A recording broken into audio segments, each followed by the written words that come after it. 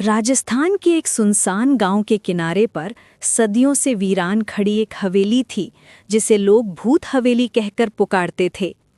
गांव के बूढ़े बुजुर्ग हमेशा कहते थे कि उस हवेली में एक तिजोरी छिपी है जिसे कोई साधारण सुनार नहीं बल्कि एक काले जादूगर ने बनाया था, और उसमें उस जालिम रईस की आत्मा कैद थी जिसने अपनी दौलत और ताकत के नशे में निर्दोष लोगों का खून बहाया था।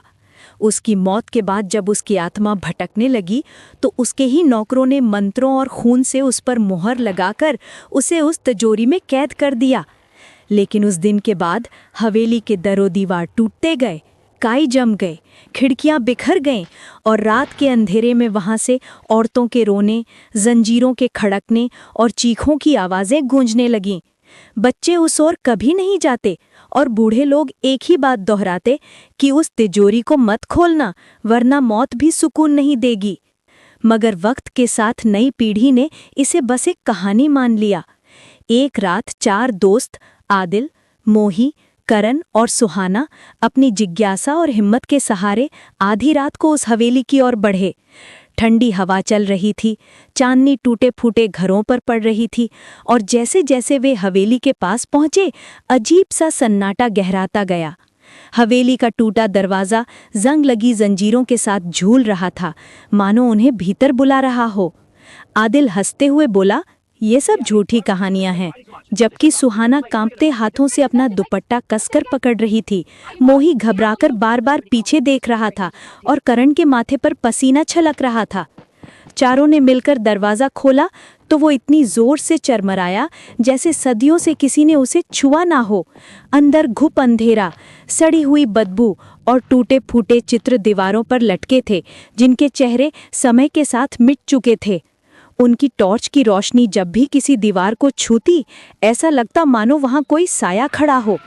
अचानक उन्हें एक बड़ा आईना मिला जिसमें उनके साथ 5वां साया भी दिखाई दिया।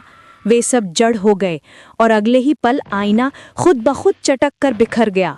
शोर इतना तेज था कि हवेली हिल गई। सुहाना चीख उठी, मगर आदिल ने सबको शांत करते हुए कहा, बस पुराने शीशे का धोखा है।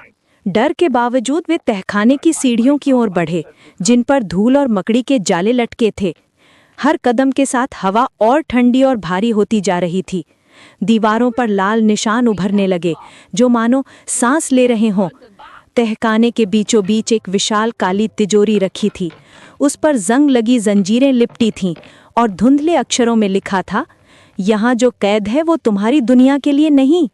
सुहाना रोते हुए पीछे हटना चाहती थी। मोही के हाथ कांप रहे थे। करण ठिठक गया था, मगर आदिल हंसते हुए बोला, मैं देखता हूँ अंदर क्या है, और उसने ताला तोड़ डाला।